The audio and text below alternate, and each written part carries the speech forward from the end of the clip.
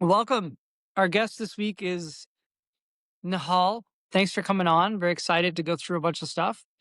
For context, we've had a lifetime of journeys together as friends, entrepreneurs, investors, all of the above together at the same time and opposite times.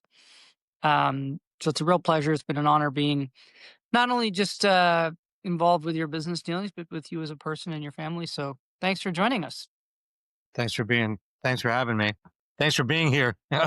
I'm used to saying the opposite, right? On our show that you were on, which was amazing. But thanks for having me. You're my brother in so many respects. So it's a privilege and an honor. Well, thank you. Let's start off. Let's just dive right into it. Your story, your background, who you are, what you're about, what you do, things people don't know about you, and kind of some of the learnings. We just try and get all those things, tease them out over a series of conversations and questions. But, you've got such an amazing background. Maybe just kick it off by who are you? What should we know about who you were before you had facial hair? I think actually I was probably born with facial hair. Maybe you were too. We have a genetic predisposition for small blood vessels and lots of facial hair. But that's what razors and statins are for, I guess. Yeah, I mean, we have very similar stories. Obviously, I am a son of immigrants that came over from Rajasthan, India. I was born and raised in Iowa, and moved around a bit. Saw my probably very formative moment in my life. Saw my parents actually become entrepreneurs. They ditched their traditional Indian jobs of CPA and mechanical engineer to become entrepreneurs. I saw them firsthand in their lives really be passionate about what they were doing. Not being tired nights and weekends, and not dreading to wake up by the alarm clock. And I saw them kind of empowered with a pep in their step at a pretty young age. I was 7 or 8 years old when they started their own business, and so I think that was pretty impactful for me. Also, them being in charge of their own schedules and control of their own destiny. Um, and then seeing that upward mobility, we probably came to the US, when dad came from poverty, but climbing then to middle class, upper middle class through this business, right? From nothing, from $1,000 borrowed from his uncle for the flight. So anyway, I wanted to start there because it's a story that a lot of us share. A lot of us, reason why we're here. And it's been a formative, experience for so many of us, right? Why we're entrepreneurs, because we got to see it happen. My very first startup in college, senior year, with a buddy, both of us know VJ, went bankrupt in 2001 during the dot-com 1.0 bubble. And that was also extremely formative because as an early 20 something, experiencing that sort of failure firsthand was like really important for me to not only create a bigger chip on my shoulder, but to develop this really unique empathy, I think, for founders that helped us shape how we built Eniac. And that helps us really behave how we behave every single day with every founder that we meet. Very cool. I think you've been on a number of things. One is the right is earned to play in this game. Everybody can enter it, but the right to earn your chance to win is something that's really special. And I think those even later in their career have to do it, myself included, day in and day out. You got to earn that right to win and have that empathy. So I think that's really, really critical. You talk about your upbringing. The $8 story is common. Everybody came with $8, and lo and behold, a generation later, they were successful. Their kids are on success rates, and their grandkids are on a different plateau than we've had. So it's really an amazing testament to the perseverance of that generation and everybody's generation. So thank you for that. I think one of the things that's super interesting is you've had an incredibly awesome entrepreneurial run, and I think it everybody needs to know this story. Yeah, I was went to study engineering in Philadelphia at the University of Pennsylvania. Actually, I was a Wharton dropout. There's this program called M&T. I got a D in accounting, and I switched the Wharton for philosophy. So I ended up graduating with a dual degree of philosophy and computer science. But probably one of the best experiences, and I say my only real job. I worked for Microsoft in 1998 in Cupertino, California. And so I really got to experience like the .com boom, like in all its glory, right? In 1998 with the first billboards of Yahoo, on 101 and Alta Vista and Excite and Lycos, right? This is all like pre-Google, right? And that was just so exciting um, that summer, that couple months. And so I brought back that energy to campus senior year. My roommate, one of my housemates, and I, one of my best friends, we were DJs on campus in Philadelphia. I still DJ occasionally, closet DJ. But we uh, we were playing a lot in the city on campus, and we used to just email our friends kind of where we were playing, and that turned into like also what other events were great around campus. And lo and behold, the thing to do in 1998, 99 was create websites. Much like the .com back then is like the .ai of today, right? And very similar actually trends, order of magnitude uh, different, I think, in terms of zeros at the end and real impact in terms. But that was the first real seminal like computing wave. Yeah, let me interject here. I think when you were driving on 101 back then, and you were going down between 84 and 92 Dumbarton, in there, and it was just like you're always looking, what were the signs, right? You're passing Oracle on the one side, heading Yep. up the freeway. It's just kind of a really interesting. Now when you go, it's like there's unlimited billboards and unlimited ads that you can see, but there's still a few seminal ones on 101 that kind of speak to the era that you're in and the aura of what's happening. Yeah. Yeah. Those are classic. Yeah. I took that energy back to campus, created this website, phillytonight.com. Cobbled together a bunch of like 5, 10K, 15, 20K checks from aunties and uncles, you know, raised a little bit over $1 million. I remember one check that we had to have a photograph of it, the largest check I've ever seen in my life. It was like a $200,000 investment from one investor. We submitted to the bank. The bank was like, "Who are you guys? Like, I need like 10 forms of ID before you deposit this very large check." Um, your average, bank balance was like $20 before this thing came in. What's going on?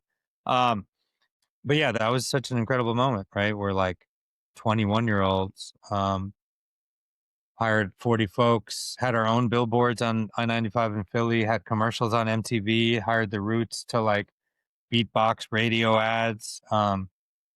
We had phillytonight.com incense because college kids were our target market, and they love to smoke weed, and they needed to cover up the weed smell with something. So these incense sticks were a huge hit. But yeah, we spent that $1 million pretty quick on all these gimmicks. Um, Yeah. and then, '01 came around, and we had like 10K revenue to show for our business. Again, this is like pre Google. So there was no real scalable ad network to plug into.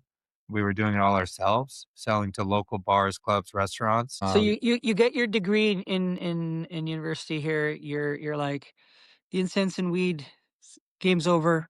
Uh, what are some of the exciting things and revelations from there? Obviously, you've accomplished a tremendous amount. Maybe kind of fast forward us to how you got to here and what some of the seminal learnings. Without that experience, I definitely would not be here. And this is what I tell all founders is like, do something that you're passionate about, fail at it, but you're never going to get that amount of learning from that failure. Everybody says this, right? You don't learn much from the successes, but you learn a shitload from the failure. I think You learn. you said it really really important here. It's like the successes are usually a culmination of all the things you got wrong prior.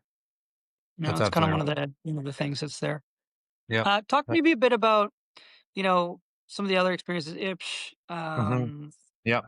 where we met in that journey, and then Yeah. kind of we'll get to some of the venture investing stuff. So that went bankrupt in '01. I bought the assets back for $1,000 because there's a piece of code that I actually wrote that would send text messages to folks' phones. And this is like way before SMS was cool. So at Philly Tonight, you could select hip hop, put in your phone number, and every night we would text you. And so people were getting like real time texts like every night of the events, and it was like blowing up. It was super popular. Um, and I realized there was something here. So when the thing went bankrupt in '01, I bought the asset, that code back. I was like, I got to go. The chip got bigger, right? I failed. I had to get these uncles and aunties their cash back. I mean, they ended up losing that money, but I said, listen, let me keep trying. So I rolled that asset into a new company, gave these uncles and aunties option grants in the new company. I moved to San Francisco. I was like, this is where I have to be. This is where everything's happening. Even though it was after the crash, all the innovation was still there, right? It might have been dormant or moved out, but it was there. Um, and started the next company that was ipsh. And where ipsh ended up was actually using that piece of code to help brands, specifically really any brand or marketer, the ability to text their customer. And it could be from a short code. So we would power campaigns eventually like American Idol, where you would text in to win or text in to vote on your favorite contestant. And so we ended up, we started with kind of music and artists. We had amazing people like Madonna, um, Nelly, Nice. um, Donna was on our board. Oh, by the way, another little board tidbit. Our very first board member at Philly Tonight was a man named Elon Musk. I don't know if you ever knew this, but I actually still have his signed offer letter that when I give this talk, on perseverance and failure. And um, I think his phone number is still the same that was on there at that time because I texted him once to try to get my Tesla X like 10 years ago. And I ended up mysteriously moving up in line in the queue after I texted him. But but yeah, so anyway, we collected all these people and all these stories. ipsh ended up growing from cash flow largely, and then we sold that business to Omnicom, a very large public ad holding company. Omnicom was in New York. I moved to New York exactly 20 years ago and started, my life in New York as an Omnicom executive running digital and mobile. As you know, most entrepreneurs are unemployable. We work 100 hours a week to not work 40 hours a week. So I got out of there as soon as I could. And I had this itch that I had to scratch, which was still Philly Tonight Urban Groove, but it was now through the mobile lens. What if you could figure out what's going on in your city on your phone, but in real time? So, in 2008, 2009, Twitter was just starting, but we started seeing that people were starting to broadcast their real time thoughts and whereabouts and posts more and more. And thought it'd be cool to create a social network where folks could buzz a location. So if you're at a bar, you could post, hey, this bar is great. Here's a video, here's a picture. And it becomes public so other people could consume it. And then imagine percolating all that information into a heat map. So today in New York City, you can open up a heat map and actually see places that are buzzing with activity. And you could click on a bar, a restaurant, a park, a museum, and actually see all the posts that just happened in the past hour, half hour, 5 minutes. This would have been the original Solo Mo, right? This was solo mo, social Mobile. location mobile. You're right. Yeah, exactly. That was the nexus of the three. Obviously, every good idea, especially these days, has the landscape flooded. At that time, it was Whirl, Gowalla, and Looped. This is where I got to meet a gentleman you guys probably heard of named Sam Altman, was the founder CEO of Looped. And so we were competing with these companies. We raised some money. Actually, BlackBerry became our first investor. We were their first investment. And so we bet pretty strategically on the BlackBerry platform. That enabled us to grow pretty fast. But then lo and behold, iPhone and Android came out. And people that hit those platforms harder, like Loops, ended up growing really fast, especially on iPhone. We realized we really needed iPhone and Android apps. And this was, the beginning of kind of, I feel like the rest of my life in a lot of ways. My co-founder reached out to this company called Extreme Labs in Toronto, and he was looking for some help to build out our apps I and our remember getting platform. that email. It was December 5th, 2008. I remember the day. I'm like, oh, cool. This looks like a cool thing. And then we couldn't get on your calendar until Jan. And then Typical. then February, we end up going to Mobile World Congress, which at the time was the big conference in Barcelona. And you hosted the Ocean's 11 dinner. And that's when I realized you were the equivalent of Kevin Bacon in mobile. You knew everyone. If you wanted to know somebody, it was one connection away from Nihal. And that dinner, if I remember, was 8 people. And I think by the fifth, maybe 2012, it was across 2 or 3 restaurants. Like you had the entire scene, the entire group of people there. It was quite a thing. So hats off to you for building that whole ecosystem. Yeah, those were good days. I say often I'm just a nightclub promoter that fell into tech, but I feel like those social skills, the ability to connect with almost everybody while being very technical, is like a huge superpower, and still very underrated. In college, I was that guy that got, like, the best programmer in my CS class into the best parties, you know, to Yeah. basically copy his homework. You know what I mean? Yeah. And so that's essentially what I'm still doing today. Although Oh, I learned how to code a little bit on the way up, but still, let's give you some props here. So, your networking skills are clear. Then you transitioned into being you were running an investment group at the side as well as a business, and then over time that became your full time thing, and you've created quite the franchise. So I think we should acknowledge that. So I think you now have end funds, $500 million in assets approximately. Is that correct?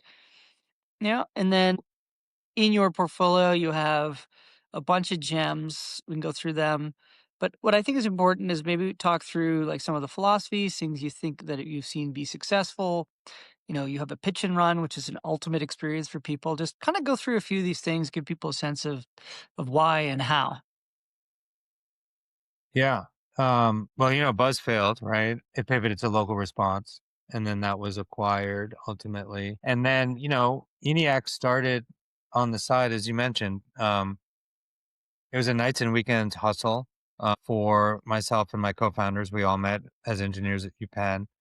We all had the same kind of first decade of experience, which was building and operating startups in that 0 to 1 phase, failing at a bunch of stuff, being successful at others, but really earning and developing that empathy for founders at that earliest stage. And we realized we just wanted to invest in companies at that 0 to 1 stage, founders that kind of exhibited the grit and resilience that we believed you really needed to persevere, get to the next stage, never give up, never quit, keep going after big markets. And if we could help them, not just with a check, that's fine, that's a commodity, but with all the other stuff. I mean, a lot of it is, to be honest, therapy. Even you and I, every game of tennis or every late night call or every drink, it's just listening, right? It's just being there and being a thought partner. And it's very lonely being a founder and a CEO.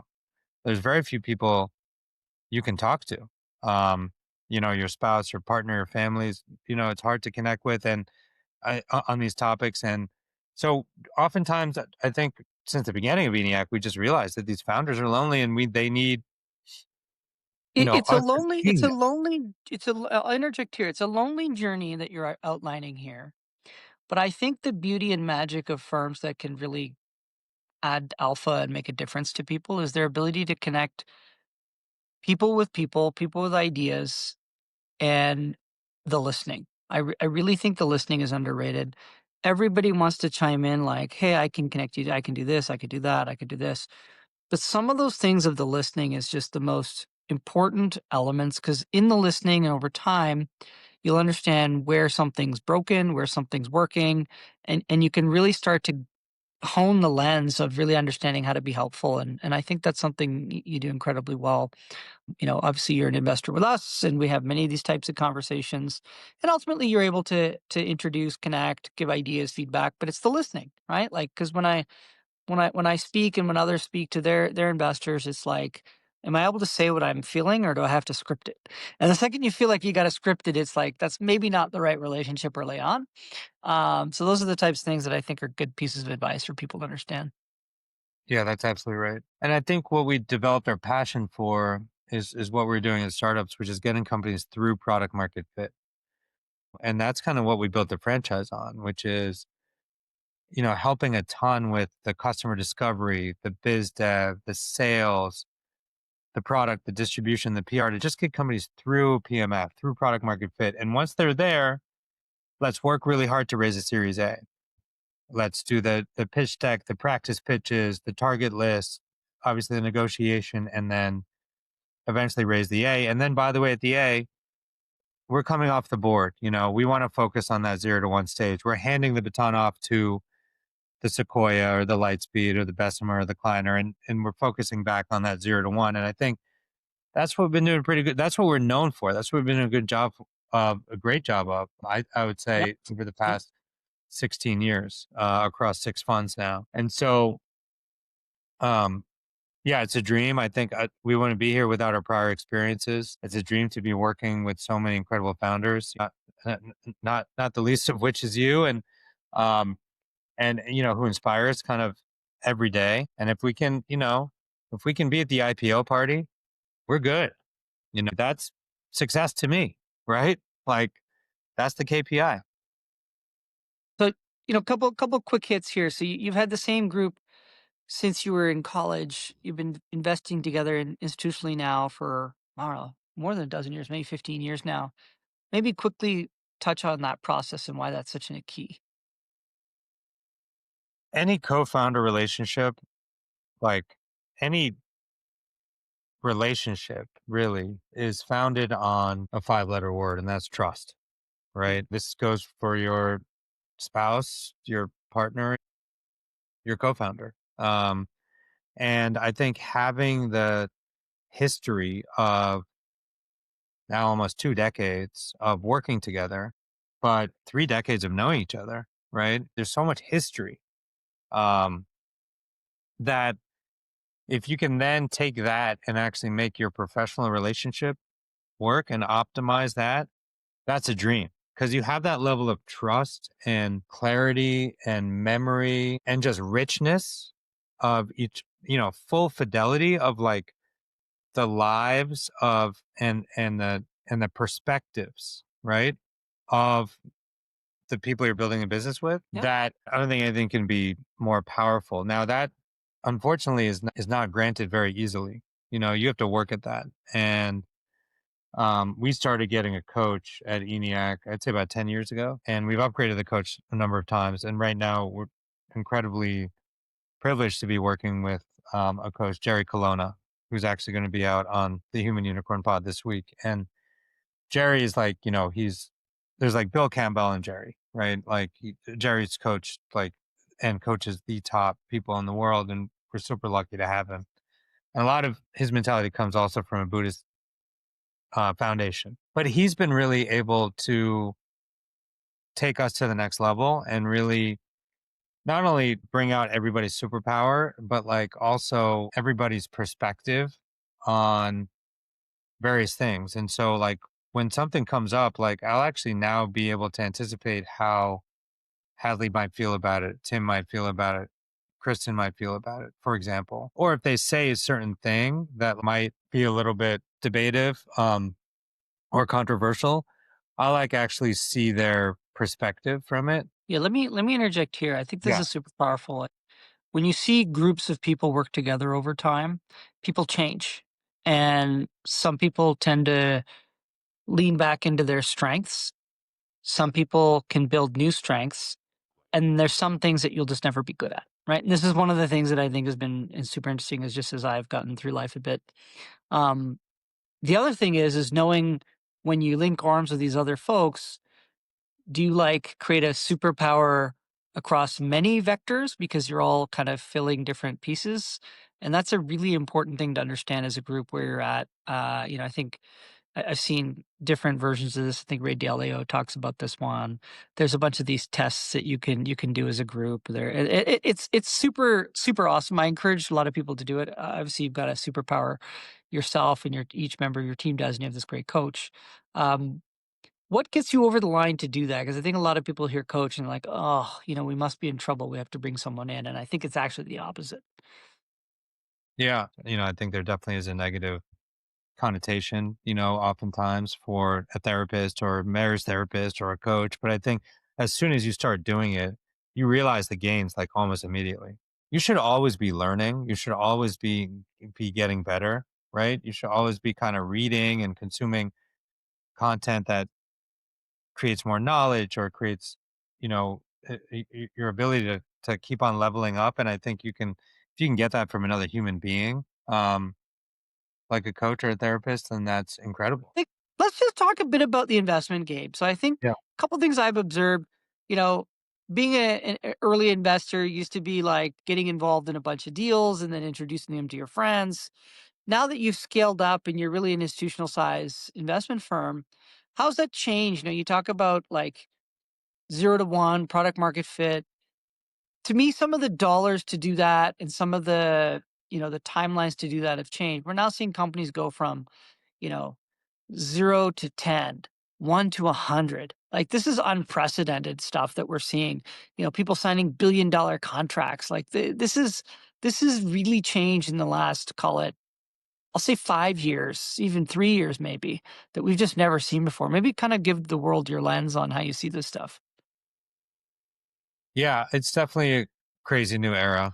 To your point, the past few years have been nuts. I think people are waiting a little bit for the tide to come out in the sense of, every Fortune 500 buyer, CXO suite has basically been tasked to try AI, right? And so budgets are just pretty much unlimited to like every relevant AI vendor who is doing good work. Now, that means basically the landscape is growing very quickly and there's a ton of competition. But when I mean the tide is going out, is that that's fine for year one, two, three of the spend.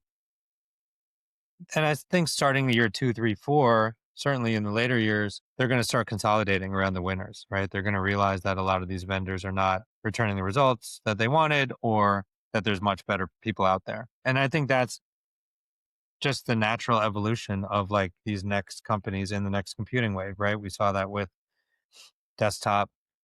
We saw that with mobile. We saw that with Web3. We saw that with cloud. Now we're seeing it with AI. A lot of founders are like, oh my God, I got to go to 1 to 10. Fine, companies are doing that because they're tapping into this kind of unlimited spend, but that's not necessarily the right metric. The right metric is really retention. After year two, three, are you retaining these clients? Better yet, ACV expansion, right? So instead of ARR as a metric, you know, we think NRR or GRR is a much better metric, right? Gross revenue retention, net revenue retention. How are you able to retain your same clients and grow their bases and actually create some virality that you are the best company to pull this off?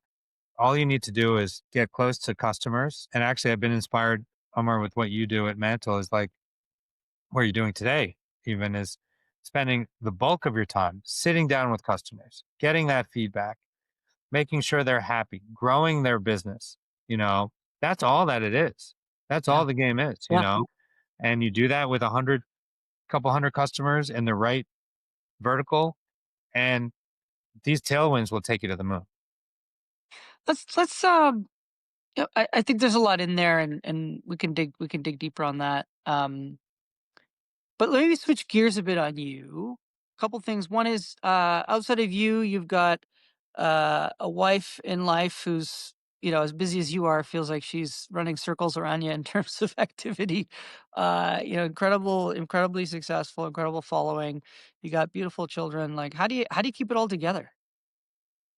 Yeah, well, she's definitely much more impressive. I'm the plus one, and I'm happy to be a plus one. It's actually interesting in life. I realized from being a founder CEO to being a VC and also like the husband of Reshma, I've like embraced the best supporting actor role, instead of the lead actor role. And it's nice to be a fucking phenomenal best supporting actor at home and um and in business, right, which is essentially what we do as a VC, is like extraordinarily fulfilling, especially if you know what it's like to be in the driver's seat and you know what they need. For my wife, I say I try to make the money and she tries to change the world. She ran for office twice. You know her story. She started Girls Who Code. She also, her story came from failure as well. My first startup went bankrupt. You know, she lost um, two very popular and very, nationally televised races. One was the first Indian American to run for U.S. Congress in 2010, and secondly was, the public advocate in 2013, number two to the New York City mayor. And both were very public, like humiliating losses. Like at least when you fail at a company, it's not like all over the newspaper, um, unless you're, Theranos. But in politics, it is right. I think that was really tough for her. But the silver lining is always greater than the cloud, and for her, that was creating Girls Who Coach. Now, Girls Who Coach is the largest female-led nonprofit in the U.S. by operating budget. Teaches millions of girls computer science. It's been around for over a decade. It's in every county in every state, red or blue, in the U.S. and now globally as well. So she's done incredible work there. And after she became a mom, she realized that she wanted to fight for moms. And so she's running Moms First now while still being on the board of Gross Code. And she's fighting for childcare and paid leave, two aspects that in the United States, we actually don't have any of those benefits. Of all the Western countries, we rank last. And if you think about just for pure economics, for your actual society, why wouldn't you have childcare to get literally half of your labor force back to work? Like it doesn't make any sense. So anyway, she's fighting for that. There's going to be some really exciting announcements soon. She's becoming very successful at it. Um, we're That's very great. proud of her, and my job is to make sure she, gets rest and operates at her potential. And so, you mentioned my kids. We got a 10-year-old and a 5-year-old, and so I'm obviously a very active dad. You know, I get a lot of, as you do, we get a lot of joy from just spending a lot of time and energy and watching them grow up. Every second of every day. It's a real blessing. Yeah, Yeah. I'll tell people like you're not only involved, you're engaged. I think there's a lot of elements of parenting that I know we've talked about it, and I'll share with others that has really helped in our crafts. Like, being able to see the learning from a zero phase, being able to switch context and understand that somebody is in need of something now, later, priority, timing, importance. Like, can I help? Should I help some things, right? Like these are just types of things that are really interesting as you go through this. And I think you continue to lead by example on all this stuff. So I think that's really, really key. Um, Couple more things just as we kind of head into the wind up here. Where do people find you? How do they get your attention? We'll start there, and then I got the what do people not know about you that you want to share with us? Listen, I respond to every email um, eventually, usually in a relatively short amount of time. But email is great because it's async and it's lightweight. So anybody can email me at nahal@eniac.vc. Obviously, I'm on X, I'm on LinkedIn, I'm on all the socials, but email is always the best way. You will get a response. And I'm here happy to help, with anything that you're working on. And, majority of the time, it's not a fit for investment on either side, but we're always, again, trying to make that game changing introduction. I just feel like it's our responsibility from what we've been through over the past decades to be able to do that with every founder who we meet. I'll share our experience on that. Our experience has been great. You and your team have been incredibly helpful to introduce us to customers in your sphere, your circle, and it's been great. I think others have similar experiences with you, and I think other investors and can learn from a few things from you. Just while you're on the record, can you tell the audience what percentage of your customers, in terms of all your investors, what percentage of your customers did ENIAC currently bring? Oh gosh, off the top of my head, in terms of relative to most of our customers, you're definitely more than of all the referred customers, you're more than half for sure. Yeah, yeah, yeah. And they're not just onesie twosie types. They're very substantial, very meaty. Hats off to you and the team for that. Amazing. That makes me happy.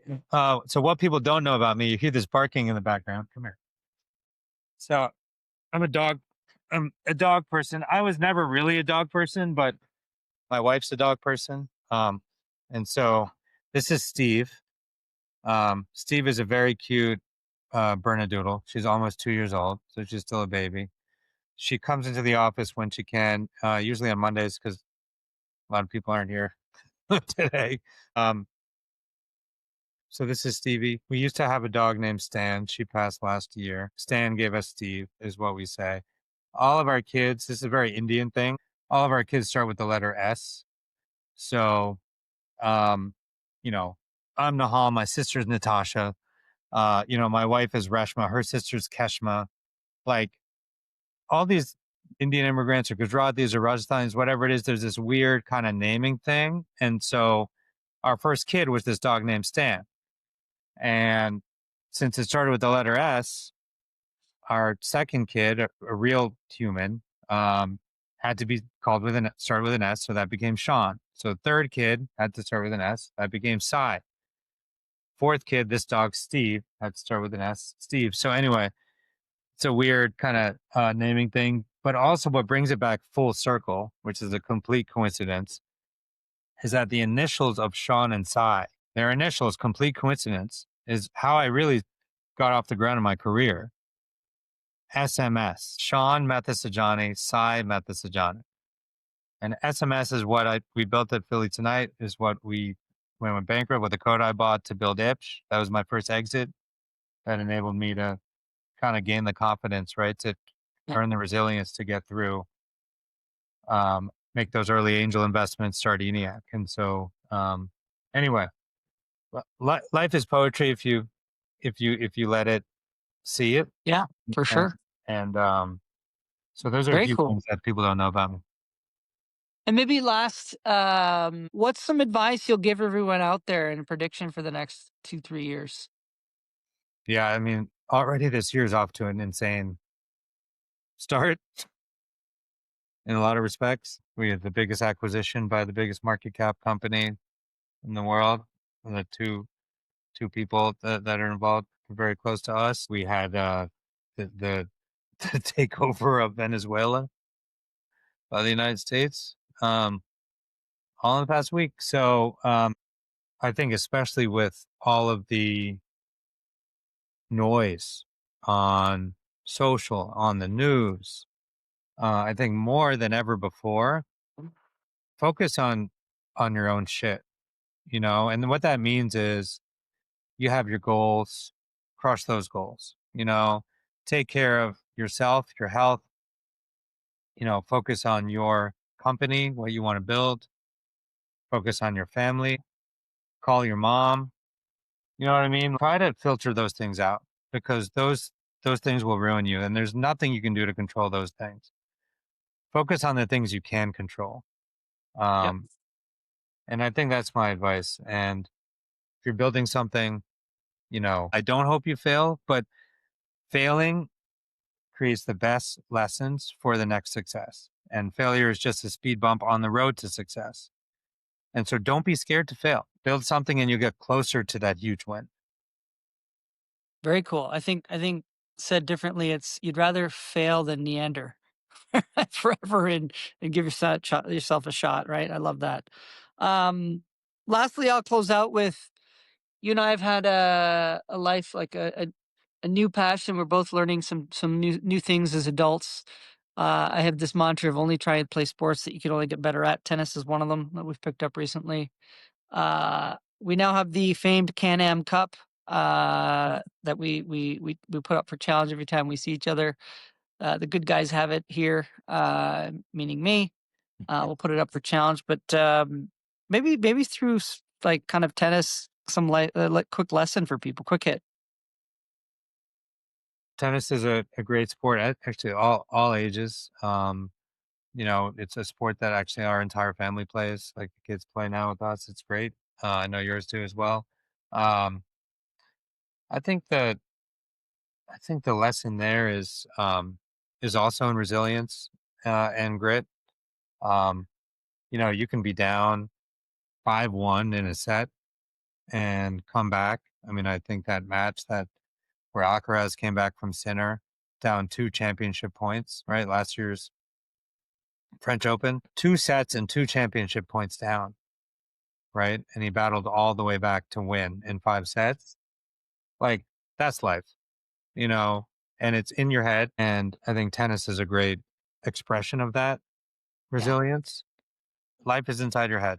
And it's really how you perceive things, and having that mental toughness is incredibly important. And that's what we see in tennis.